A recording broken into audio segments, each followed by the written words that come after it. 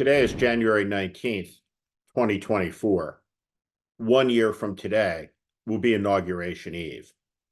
And if there is to be a transition of power, it will mean that the president-elect, Donald Trump, has already arrived in Washington, D.C., has taken up residence in Blair House, awaiting the celebration of his triumph to begin and his presidency and restoration to commence at noon on the 20th. Sometimes what MAGA is gets lost in all of the fury of the coverage. The thunder of the show obscures the plain meaning. Let's look at what MAGA is. It's revealing itself. When you think about the MAGA movement and how it is that Donald Trump has come to be, how it is that the most loathsome man in America has transformed the culture in 7 short years with his venom and malice. How did it happen? Well, of course, you need propaganda. And there was a ready and willing partner. Donald Trump and Fox have engaged in an unholy alliance, a relationship of frenemies for almost a decade, and the result has been a societal catastrophe. It's always important to understand when considering the autocratic movement at hand that none of it would be possible without the power of Fox's propaganda and all of its many tributaries and spinoffs. But what is propaganda fueled by? It's fueled by profound cynicism. And cynicism is what connects two men. Strickland of the UFC, a new middleweight champ, and Jamie Dimon, hailed in our press as the greatest central banker of this or any age. Now, before introducing the two, let's establish a common link between both men. It's cynicism. Now, in Strickland's case, he talks about his youth, growing up as a Nazi, how he venerated the Edward Norton character in American History X, the cruel neo-Nazi who attacked anybody who was different. Jamie Dimon is the CEO of a company that, though it didn't admit wrongdoing, paid a settlement in excess of $75 million to rid itself of claims over its involvement in the Jeffrey Epstein scandal. Another thing you might not know about J.P. Morgan is its history supporting fascism. J.P. Morgan kept the banks open in occupied France during Nazi occupation, so the marks could keep on rolling, as they say. Jamie Dimon is hailed often as a moral figure of some type for his banking prowess in a gilded age where income inequality has soared to dimensions that are absolutely historic, dangerous, and threatening American democracy. In a few minutes, when you hear Jamie Dimon speak, you'll hear him refer to Americans as they. Always remember when you hear Jamie Dimon speak, he is apart and above the average American. Jamie Dimon isn't just aloof, he is uncaring. His bank does nothing for the tens of millions of Americans who remain unbanked, one of the fastest growing categories in the financial services industry. The unbanked are American hostages, and they are estranged from democracy. But Jamie Dimon doesn't care about that, because Jamie Dimon isn't on your side, and Jamie Dimon isn't on their side. Jamie Dimon is on the side of money, as bankers have always been. And it's the job of a responsible political class to tame the greed of a corporate class that is snuffing out the liberty of millions of people, consigning them to predatory lending industries, check cashing storefronts, and payday lending that charges usury rates, like the credit card companies that gobble up monthly salaries with 30% interest rates. What we're talking about here is our cops, our firemen, our nurses, our enlisted soldiers, all of them beggared by Wall Street greed. The winds are blowing, and Jamie Dimon feels them. Can you hear it in his answer? Let's watch Jamie Dimon denigrate the most successful military alliance in world history, NATO. Let's watch Jamie Dimon kiss Donald Trump's MAGA ass as he tries to seek favor, posturing, maneuvering, awaiting the moment when Donald Trump raises his hand 1 year and 1 day from now. Let's watch his cynicism in action. And I just also want to point out, I wish the Democrats would think a little more carefully when they talk about MAGA, and if you travel this country, and the country's unbelievable. We took our bus trip this year, and Leslie Picker was on Spokane and Boise and Bozeman.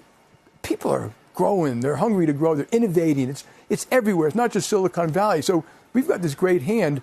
But when people say MAGA, they're actually looking at people voting for Trump, and they think they're voting, and they're basically scapegoating them, that you are like him.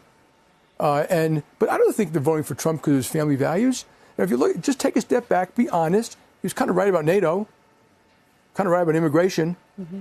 He grew the economy quite well. China virus. Tax reform worked. Mm-hmm. He was right about some of China. I don't like what he did. No, I said China virus. Yeah, I understand. He may have been right. And I don't like how he said things about Mexico. But he wasn't wrong about some of these critical issues. And that's why they're voting for him. And I think people should be a little more respectful of our fellow citizens. And when you guys have people up here, you should always ask the why.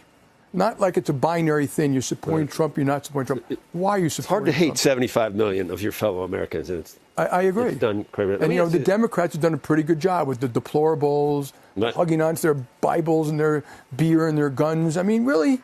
Could we just stop that stuff and actually grow up and treat other people with respect and listen to them a little bit?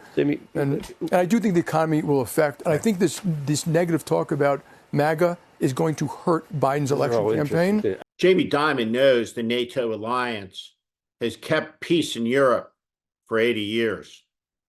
Jamie Dimon knows what will happen if NATO collapses. But Jamie Dimon doesn't care. And he doesn't care about the dehumanization of the immigrants that Trump has demeaned and made life dangerous for here legally. Jamie Dimon doesn't care anything about any of that, just as this man, Sean Strickland, doesn't. Now, none of this can happen without the bankers and their cynicism and their complicity. None of this can happen without the propaganda. But really, no autocratic movement can be brought to life without the malice, without the venom, and without the plain thuggery. The thuggery manifests itself in two dimensions, digitally, of course, but also in a physical space. And this is what a 21st century brown shirt looks like, wearing a champion's belt in a league that John McCain once compared to human cockfighting. Let's watch this disgrace from Toronto, Canada, where an American embarrasses himself, embarrasses his country, and disgraces utterly the United States of America at a news conference where his sordid character is fully revealed. Let me tell you guys something. And this is what the media doesn't understand when it comes to me and you guys and Australian fans. But when have you ever seen a UFC champion, George St. Pierre, or anybody else stick up for you guys? I do it. I do it. I am not chasing the Chinese check mark of Nike. I don't give a about that. I care about you guys. I care about you guys being free. I care about you guys having freedom of speech. I give a about you guys. When you watch Jamie Dimon and you watch Sean Strickland, the tenor is different. One is more refined, but both sets of comments serve a cause, and that cause is power, or more specifically, accommodation to power, the threat to use power, the positioning to gain power, not for any purpose other than self-interest. Sean Strickland suddenly feels powerful for the first time in his life. Sean Strickland has a platform, and he wants to use it to hate and to burn down. The nihilism is his goal. It is the outcome. He wants to see the world burn because his heart is cold, black, and he's a sociopath filled with bigotry. He's a broken boy, sneering, a dangerous man, the prototypical Nazi. But he's not smart enough. We're big enough. We're tough enough to really do much of anything except destroy the lives of people around him and win a few rounds in the ring. Without liars like Brett Baer and Martha McCallum, and without the bankers like Jamie Dimon, Donald Trump wouldn't have a chance. But because of people like them and the cynicism that they can manifest, he's the front runner. And all of them are getting ready for it. They're getting ready for the day when the lie reigns supreme.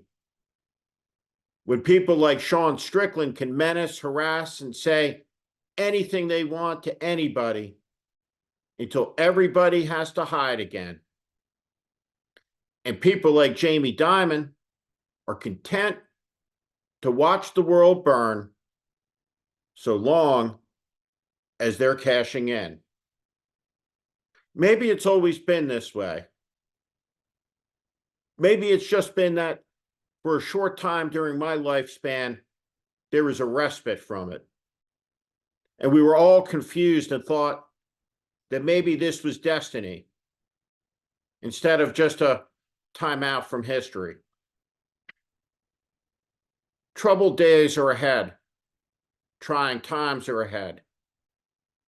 It's a hard battle when you have to fight cynicism in a time of apathy with hope, when all around you are the signs of decay and corruption.